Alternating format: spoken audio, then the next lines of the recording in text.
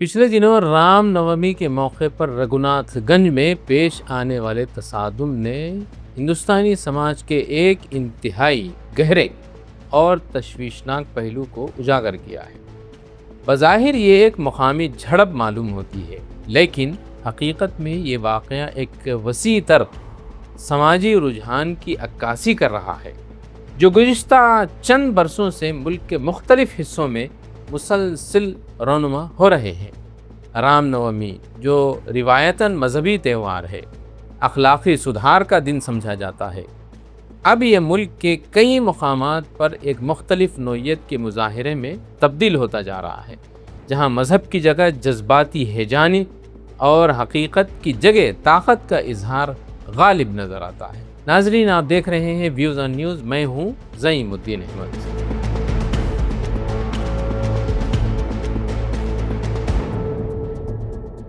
حالیہ برسوں میں سوشل میڈیا پر وائرل ہونے والی متعدد ویڈیوز نے ہمارے سامنے ایک نئی حقیقت کو ظاہر کیا ہے۔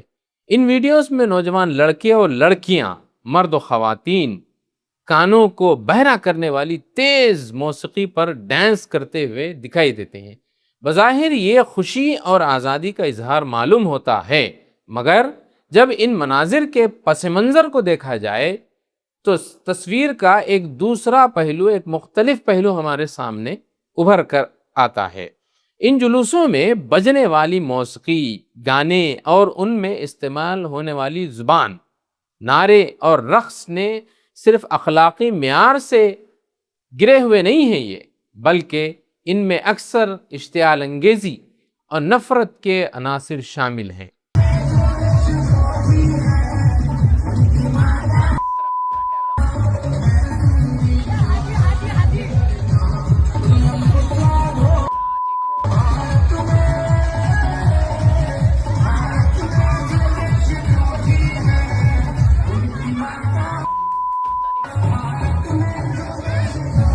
اس طرح مذہبی تہوار جو انسان کو باطنی صفائی اور اخلاقی بلندی کی طرف لے جانے کا ذریعہ ہوتے تھے، آج وہی تہوار ایک سطحی اور بسا اوقات منفی اور نفرت کے اظہار میں تبدیل ہوتے جا رہے ہیں۔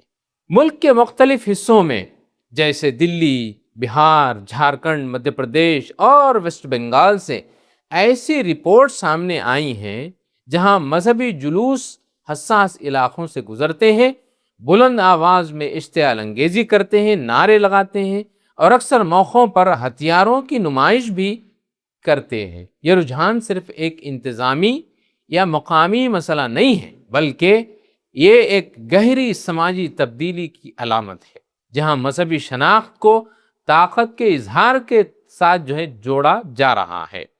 ہندوستان جیسے جمہوری ملک میں مذہب اور سیاست کا تعلق ہمیشہ سے ایک سینسیٹیو ایشو رہا ہے، لیکن حالیہ برسوں میں یہ تعلق مزید پیچیدہ ہوتا دکھائی دیتا ہے۔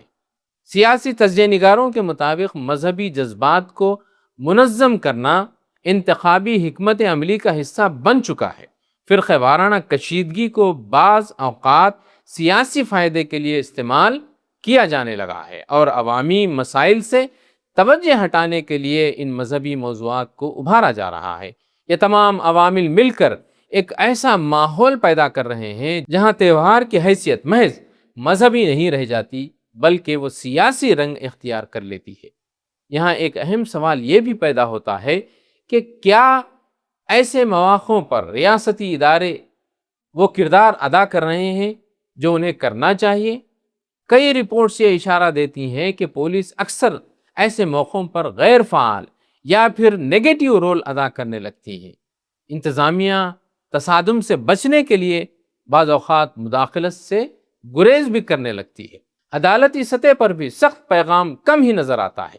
یہ صورتحال قانون کی بالادستی کے تصور کو متاثر کر رہی ہے اور عوامی اعتماد کو کمزور کر رہی ہے۔ میڈیا کی خاموشی بھی ایک بڑا مسئلہ بنا ہوا ہے۔ معاشرے کا آئینہ تصور کیا جاتا تھا، مگر آج اس کی حیثیت مختلف ہو گئی ہے۔ سوال یہ ہے کہ کیا یہ آئینہ پوری حقیقت دکھا رہا ہے؟ کئی اہم واقعہ جو سماجی سطح پر انتہائی اہم ہوتے ہیں، ان کو میڈیا میں کوریج ہی نہیں ملتی۔ اہم موضوعات پر سنجیدہ گفتگو ہی نہیں ہوتی، اور نہ ہی تجزیے پیش کیے جاتے ہیں۔ اس کے برعکس سطحی یعنی لایعنی بحث کو زیادہ دکھایا جاتا ہے۔ سوشل میڈیا پر معلومات کا پھیلاؤ تو ہوتا ہے، مگر اس میں مصدقہ معلومات یعنی ایتھینٹک نیوز اور اس میں توازن کی کمی نظر آتی ہے۔ میڈیا کی اہم موضوعات پر خاموشی یا کمزوری دراصل ایک بڑے سماجی مسئلے کی طرف اشارہ کر رہی ہیں، یعنی یہ اجتماعی بے حسی کی دلیل پیش کر رہی ہیں۔ ہندوستان ایک تکثیری سماج والا ملک ہے۔ یہاں کئی مذاہب اور معاشرے رہتے بستے ہیں، جہاں مختلف مذاہب کے ماننے والے اپنے اپنے تہوار مناتے ہیں، جیسے عید الفطر ہوا، بقرعید ہے، کرسمس ہے، گڈ فرائیڈے ہے، محرم ہے، وغیرہ وغیرہ۔ اگر آپ ان تمام عیدوں پر غور کریں تو آپ کو ایک مشترکہ عنصر نظر آئے گا، وہ ہے اجتماعی عبادت کا، شکر گزاری کا اور سماجی ہم آہنگی کا۔ یہ سوال اہم ہے کہ اگر دیگر مذاہب کے ماننے والے اپنے تہوار پرامن انداز میں منا سکتے ہیں تو کیا دیگر مذاہب کے پیروکاروں کو بھی اسی اصول کو اپنانا نہیں چاہیے؟ ان جلسے جلوسوں میں نوجوانوں اور بچوں کی بڑی تعداد شریک ہوتی ہے۔ مستقبل کے حوالے سے ایک اہم سوال کھڑا ہوتا ہے، وہ یہ کہ کیا یہ مواقع ان کی اخلاقی تربیت کا ذریعہ بن رہے ہیں یا پھر ان کے ذہنوں میں تعصب، نفرت اور تقسیم کے رجحانات کو تقویت مل رہی ہے۔ اخلاقی تعلیم اور سماجی ماحول مل کر ایک نسل کی فکری تشکیل کا ذریعہ بنتے ہیں۔ اگر ان دونوں میں توازن نہ پیدا ہو تو اس کے منفی نتائج دور رس ہو سکتے ہیں۔ زندہ معاشرہ اسی کو کہتے ہیں جو وقتاً فوقتاً خود احتسابی کرتا ہے، اپنی کمزوریوں کو پہچانتا ہے، اصلاح کے راستے تلاش کرتا ہے اور بہتر مستقبل کی طرف اپنے قدم بڑھاتا ہے۔ جو معاشرہ یہ عمل نہیں کرتا اسے تباہ ہونے سے کوئی نہیں بچا سکتا۔